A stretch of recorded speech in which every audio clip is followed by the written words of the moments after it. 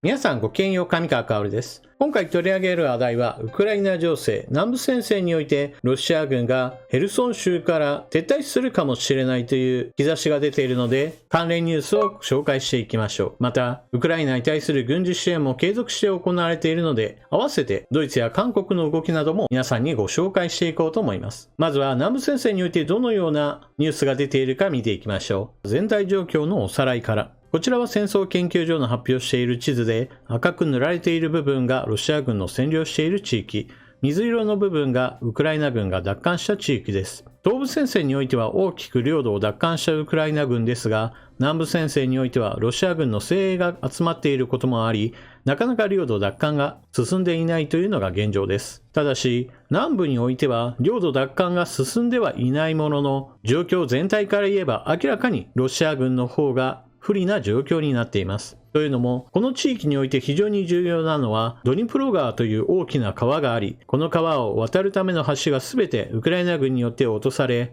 ドニプロ川を渡ったロシア軍は十分な補給が受けられない状況になっているからです。ですから、ウクライナ軍は焦らずとも、徐々にロシア軍の弱体化を待つことができます。そうは言っても、ロシアはこのヘルソン州を併合したと宣言していますから、早期に取り戻すことができればそれに越したことはありません。ですから、ウクライナ軍の攻撃も繰り返し行われているところです。このような状況に対してロシア軍がどのような現状認識をしているかニュースが流れています。ロシア軍南部ヘルソン州放棄も総司令官が示唆。ウクライナ侵略を続けるロシア軍のスロビキン総司令官は、ロシアが併合を宣言した南部ヘルソン州でウクライナ軍の攻勢により困難な状況が発生しているとし、状況次第では容易ではない決断も排除しないと述べた。ヘルソン州の少なくとも一部地域を放棄する可能性を示唆した形。仮にヘルソン州の主要地域を喪失した場合、ロシア軍の劣勢がさらに加速する見通しだ。スロビキン総司令官は、高機動ロケット砲システムハイマースを使ったウクライナ軍の攻撃で、ヘルソン州内の橋などが破壊され、輸送路が使用不能になっていると説明。軍事作戦全体に関しても、軍は早急に前進するのではなく、敵の攻勢を打ち砕く戦略をとっていると主張し、守勢に回っていることを暗に認めた。本来ロシア軍の戦略としては、ヘルソン州はあくまでも通過点で、この先のミコライウやウクライナにとって非常に重要な貿易港であるオデーサを抑えて、ウクライナの黒海沿いの領土すべてを奪い、ウクライナを内陸国にしてしまおうという壮大な計画もありました。しかしそのような前進はすべてウクライナ軍に撃退されたことにより、現在はこのヘルソン州での戦いが行われているのです。さらにタス通信によると、ヘルソン州の親ロシア派勢力幹部は、同州の一部地域の住民を別の地域に避難させると発表した、ウクライナ軍の攻撃に備えた措置だとしている。プーチン政権は9月、ロシア編入を問う住民投票の結果を正当だと主張し、東部南部4州の併合を宣言。しかし直後にドネツク州の要衝リマンを奪還された。ヘルソン州でも州都ヘルソンや要衝ノーバカホフカを奪還された場合、政権への打撃は必至だ。軍事的にもヘルソン州はクリミアと隣接する要衝で、南部に展開するロシア軍の主要拠点となっている。ヘルソン州をめぐっては、ウクライナ軍が8月下旬頃から奪還作戦を本格化。これまでに約1200平方キロメートルを開放し、30以上の集落を奪還したと発表している。ニュースの中に出てきた避難を進めているという現地映像がこちらです。ドニプロ川の橋は現在のところ通行不可になっているわけですが、川を渡るための船は残っています。住民の避難もしくはロシアがここに作った現地政府の職員らは大急ぎでドニプロ川を渡って避難を開始しています。なお避難先としてはもうヘルソン州から離れてクリミア半島に避難キャンプが建設され始めているというニュースなども流れており、ロシアとしてはこのヘルソン州、特にドニプロ川の西岸地域における支配はもはや長続きしないということを覚悟しているようです。戦場でウクライナ軍が優勢であるために、ヘルソン州特にドニプロ川西岸地域におけるロシア軍は非常に厳しい状況にあります。だからこそ今避難が進められているわけですが、ここのところロシア軍が熱心に行っているのが、イラン製ドローンによるウクライナの一般市民を狙った攻撃や社会インフラ、特に発電や変電所などの電気の供給網を狙った攻撃です。この件に関して非常に重要な関連ニュースが流れています。ロシアとイラン、無人機と弾道ミサイル供給で合意。国内の武器調達は限界か。首都キーウをはじめ、ウクライナ各地を襲ったドローン攻撃。イランがドローンのほか、地対地ミサイルをロシアに供給することで、今月合意していたことが、複数のイラン政府高官に対するロイターの取材から明らかになった。ウクライナでは、ロシア軍によるドローンを使った攻撃が相次ぎ、首都キーウをはじめ、各地で被害が相次いだ。ウクライナ当局によると、国内の発電所の3分の1が被害を受けたという。ウクライナ政府は、ロシアに供給されたイラン製の無人機が、攻撃に使用されたと主張しているのに対し、イランとロシアはこれを否定している。だがロイターは、両国で無人機とミサイル供給に関する合意が交わされたことをスクープしている。この合意は10月初めに交わされたもので、イランがロシアに対し無人機と地対地弾道ミサイルを供給する内容になっている。これは2人のイラン政府高官と2人のイラン外交官が明かしたもので、西側当局者もこの内容を確認している。アメリカをはじめとする西側諸国の反発は避けられないものとみられる。西側は2015年の国連安保理決議に違反する行為だと見ている。だがロイターの取材に応じたイラン外交官は、兵器がどこで使われるかは売り手の問題ではないと述べ、西側の批判を一蹴した。アメリカ国務省のパテル報道官は、イランはロシアに無人機を供与しているだけでなく、無人機の操縦訓練も行っていると明かした。ある欧州の外交官は、ロシアは欧米からの制裁によって、自国で武器を製造することが難しくなっており、そのためイランや北朝鮮などのパートナーからの輸入に頼っているのだろうと指摘した。NATO は、ウクライナがドローン攻撃に対抗できるよう、防空システムを近く提供することを発表した。イラン製のドローンがイランから供給されたものであるということをイラン側の人間が認めたわけです。イランによる今後の武器支援といったものが、これからもウクライナの市民や社会インフラを襲うわけで、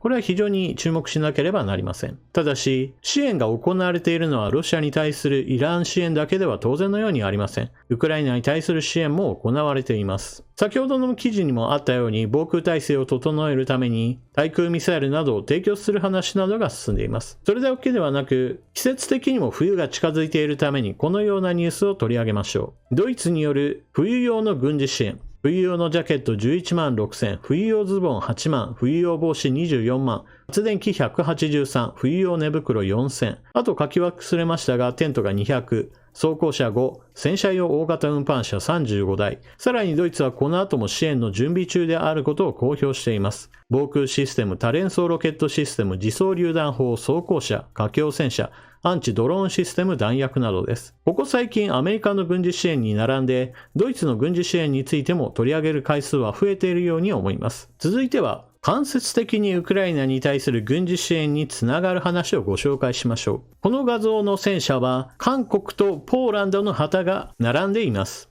なぜ韓国とポーランドの旗が戦車に掲げられているかといえば、それはポーランドが契約した韓国製の戦車の引き渡しが始まったからです。ポーランドは今回の戦争において、ウクライナに最も多くの戦車を供給している国です。というのも、ポーランドはもともとソ連系の戦車が主体であって、ウクライナと同様 T72 の流れを組む戦車を多く使っていました。しかし戦争にあたっては、これらの戦車をウクライナへ供与することを進めており、その代わりとしてアメリカの M1 エイブラムス戦車とともに韓国の戦車についても導入することを決めているのです。今回韓国製の戦車がポーランドへと引き渡しが始まったことにより、まとまった数が届けば、これに応じる形でポーランドは近代化改修したソ連系の戦車をウクライナへと順次引き渡していくという予定になっています。ですから、韓国の戦車がポーランドに渡るというのは、それで間接的なウクライナ支援へとつながっていくのです。ロシアによるウクライナ侵略で最も多くの戦争特需の利益を得ている国はどこかと言われれば、おそらくは韓国であろうと推定されています。というのも、アメリカによる軍事支援といったものが本格化して、様々なものがウクライナへと送られています。しかしこれは、アメリカ軍の在庫から多くを渡している、それに伴う補充などがアメリカの産業にもたらされているわけですが、新規の発注として大型兵器が大量に発注されたわけではありません。それに比べると韓国はヨーロッパ各国から戦車、装甲車、歩兵戦闘車、榴弾砲、多連装ロケットシステム、歩兵の持つ携帯型対空ミサイルや砲弾など様々な物品について注文が舞い込んでいるところで、アメリカの軍事情報サイトによれば、その契約額は今年だけで3兆5000億円程度になるだろうと試算を行っています。日本の防衛予算が5兆円から6兆円程度だということを考えれば、韓国の受注したこの額というのは非常に多額なものです。しかも、アメリカのように在庫を埋め合わせるための発注とは違い、戦車や装甲車といったものを新規の発注で受けている分だけ、その金額も韓国の方が圧倒的に多いというわけです。軍事製品というのは非常に高い工業力が求められるものですから、日本が防衛産業をもっと輸出産業として育成していれば、ヨーロッパから受注を受けていたのは韓国ではなく日本だったのになといったことを私はちょっと残念に思います。日本では長い間武器輸出についてはご法度だとされており、そして現在では規制が緩んでいるものの、まだまだ政府と企業が一体となって売り込むということがなかなかできていない状況です。製品が良ければ売れるといった考え方をするのはちょっと軍事製品については当てはまるものではありません。必ずのように政府が保証するような形で販売以後においてのメンテナンスやその後のアップグレードの話、そしてその後の共同開発の話など様々な面で政府と企業が一体となって売り込みをかけなければなりません。その点においては残念ながら韓国の後塵を拝したという面があります。とはいえ、韓国から兵器を買う国々においても別に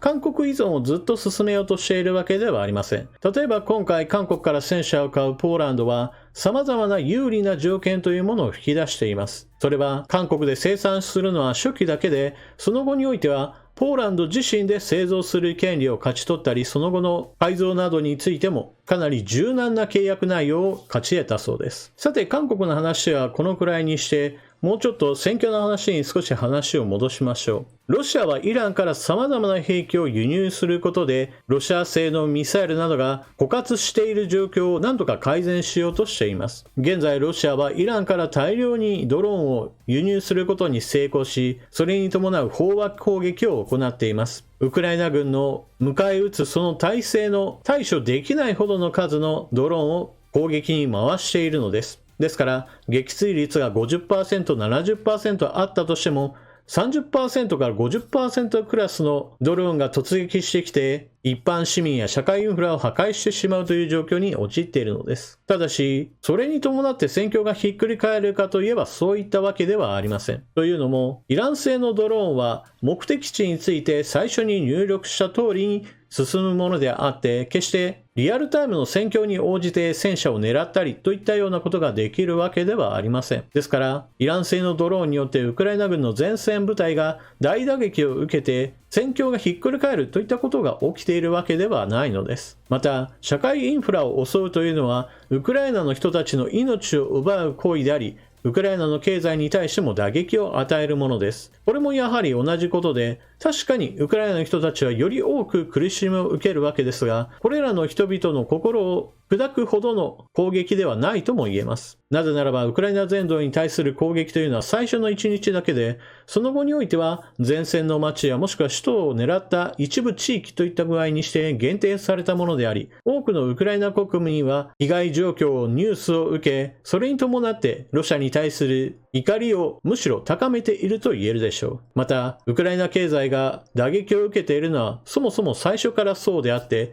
ウクライナに対する欧米からの支援が途絶えない限りにおいては、ウクライナの国民に対する散発的な攻撃では、戦況をひっくり返すことは不可能だと言えるのです。そのような状況下で、ヘルソン州における戦いが少しずつ動こうとしています。ロシア側の民間人避難は、ロシア軍が有利で前進できるからではなく、ロシア軍が押されてだんだんとウクライナ軍がヘルソン郊外へと迫ってきているからこそ、このような動きが進んでいると考えるのが自然です。そして重要なのは、もともとこの地域に対してはウクライナ軍が攻撃をするぞと何度となく情報発信し、それに応えてロシア軍も精鋭をこの地域に集結させていたのです。このような状況下でロシア軍が少しずつ押されているという状況そのものが、この戦いがウクライナ軍側の勝利で終わればかなり戦局を動かすこととなるのです。特にドニプロ川にかかっている橋が落とされている状況で大型兵器を逃がすのが難しい状況であれば、この地域からロシア軍が撤退するのは兵士のみということになって、ほとんどの部隊が歩兵部隊に格下げになることを意味します。それは現代の戦場においては非常に戦力の低下を意味するものです。そして欧米からの支援によってウクライナ軍の冬の装備は徐々